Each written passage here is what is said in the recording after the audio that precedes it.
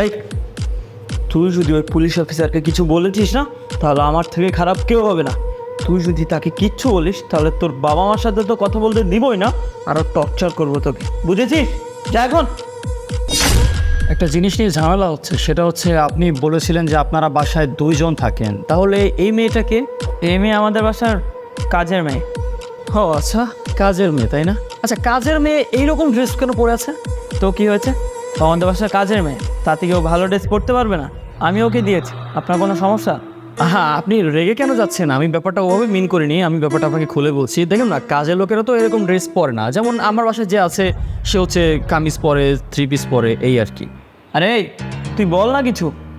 হ্যাঁ হ্যাঁ, উনি ঠিকই বলছে।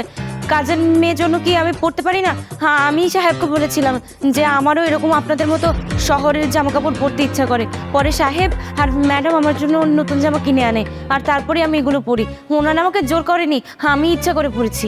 হ্যাঁ, সবই বুঝলাম, কিন্তু আপনি এত ভয়ে ভয়ে কেন কথা বলছেন? আপনি ইজিলি কথা বলতে পারেন। আরে বা, তুই এত ভয়ে ভয়ে কথা বলছিস কেন? ভালোভাবে কথা বল না। আরে না না আন্টি, ভয় কেন পাবো? ভয় পাচ্ছি না। স্যার তো নতুন, আগে কখনো দেখিনি, এই জন্য একটু ভয় পেয়ে গেছিলাম। আর স্যার, আপনার কি ওর সাথে কথা বলা হয়ে গেছে? নয়তো ওকে ছাড়ুন। আরে যা তো, তুই কিচেনে গিয়ে রান্না কর। জি সাহেব। আচ্ছা, আপনি কি জানি বলবেন বলছিলেন যে আমাদের এলাকায় কি জানি হয়েছে? না, আপনার এলাকাতে হচ্ছে চুরি হয়েছে, তো প্রায় 17 লক্ষ টাকা, এত বড় একটা অ্যামাউন্ট চুরি হয়ে গিয়েছে। সেটা নিয়ে আর কি কথাবার্তা বলতে চাচ্ছিলাম। আমি প্রত্যেকটা হাউসেই যাব, সব জায়গায় ইনভেস্টিগেশন করব। আর একটা ঝামেলার ব্যাপার হচ্ছে, এলাকার সিসিটিভি ক্যামেরাটা উধাও হয়ে গেছে। যে বা যারা কাজটা করেছে, তারা জেনে বুঝে করেছে। কাজটা করার আগে সিসিটিভি ক্যামেরাটা উধাও করেছে। আর উপর থেকে অর্ডার এসেছে প্রত্যেকটা হাউসে গিয়ে ইনকোয়ারি করতে। আর আমি একজন পুলিশ ইন্সপেক্টর। আরে তো কি হয়েছে? চুরি কি আমরা করেছি নাকি? আমাদের দেখে কি আপনার চোর মনে হয়? আর আপনারা এবার হুটহাট বাসায় ঢুকে পড়েন, কোনো কমন সেন্স নেই নাকি? আমি তো ভেবেছিলাম যে আপনি বাসায় এমনি কোনো কাজের জন্য এসেছেন, কিন্তু আপনি আর এসব ফালতু জিজ্ঞাসাবাদের জন্য আমাদের সময় নষ্ট করছেন। আর আপনি তো পুলিশে কোনো ড্রেসই পরে আসেননি। Who are you? How do we can expect that you are a police officer? আরে ভাই, এটা কি ধরনের কথা? আচ্ছা, একটা জিনিস চিন্তা করুন তো, আপনার বাসায় যদি চুরি হতো, এতগুলো টাকা চুরি হতো, আপনি কি আমার সাথে এরকম ব্যবহার করতেন? একটু মনুষ্যত্ব করতে দেখান। আরে রাখুন আপনার মনসত্ব। আপনার নিজের বাসায় চুরি হলে আপনি কি করতেন? হ্যাঁ, আমার তো মনে হচ্ছে আপনি নিজেই চুরি করেছেন, এখন পুলিশ হয়ে নাটক করছেন।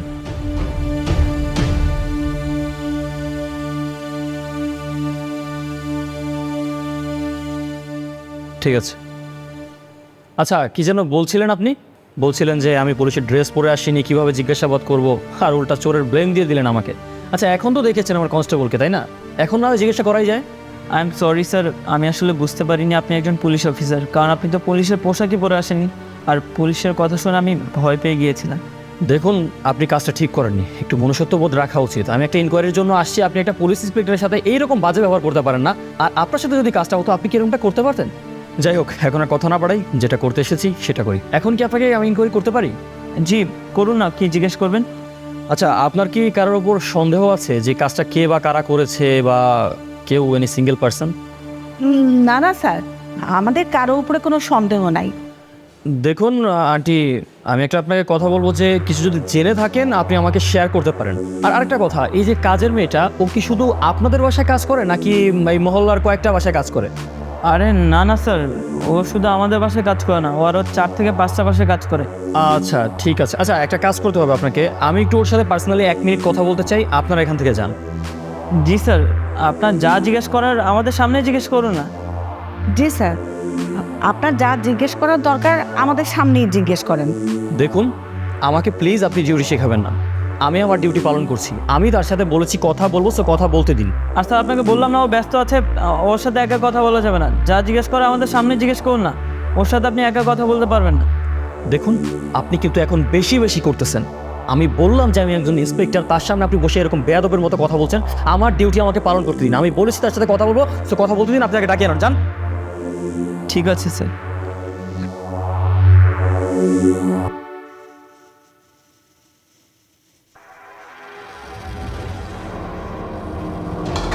এই, তুই যদি ওই পুলিশ অফিসারকে কিছু বলেছিস না, তাহলে আমার থেকে খারাপ কেউ হবে না। তুই যদি তাকে কিচ্ছু বলিস, তাহলে তোর বাবা মার সাথে তো কথা বলতে দিবই না, আরও টর্চার করবো তোকে, বুঝেছিস? যা এখন।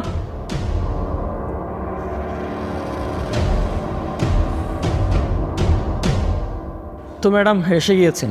আচ্ছা একটা কথা বলুন তো, আমি যখন আপনাকে কাপড় চোপড় নিয়ে কথা বলছিলাম আপনি ভয় কেন পাচ্ছিলেন? আপনি কি আপনার নিজের ইচ্ছায় কাপড়টা পরেছেন নাকি কেউ জোর করে আপনাকে কাপড়টা পরিয়েছে, একটু বলুন তো। আপনি এসব আমাকে কেন জিজ্ঞেস করছেন? আমার তো কারোর উপর সন্দেহ নেই। আচ্ছা সরি, আমি আপনার পার্সোনাল ব্যাপার ইন্টারফেয়ার করে ফেললাম।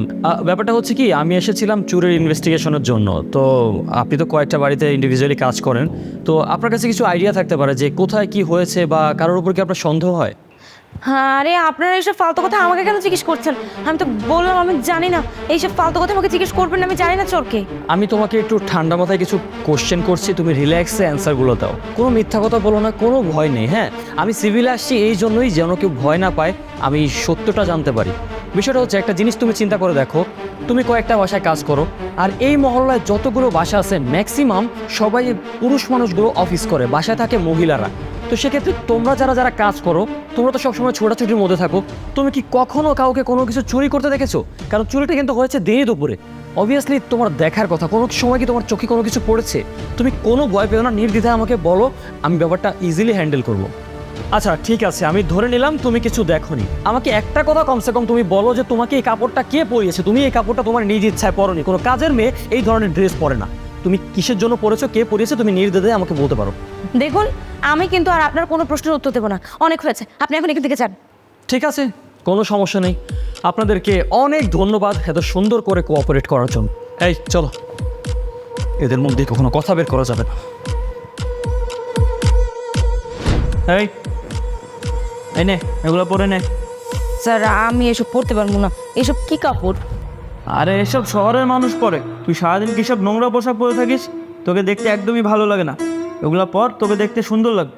আর তোর সৌন্দর্য তো আমি দেখবো, তাই না?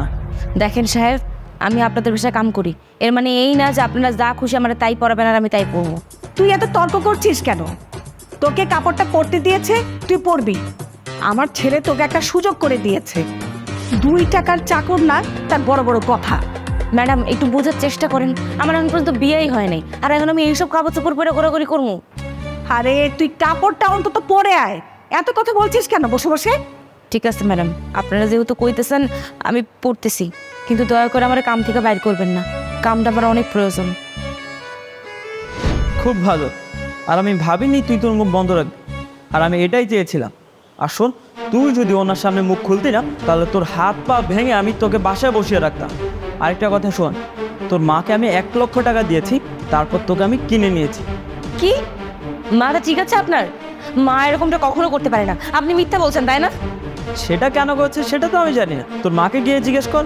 হয়তো তোদের বাসায় খাবার ছিল না, বা অনেকগুলো টাকা একসাথে দেখে লোভ সামলাতে পারিনি, হতে পারে না।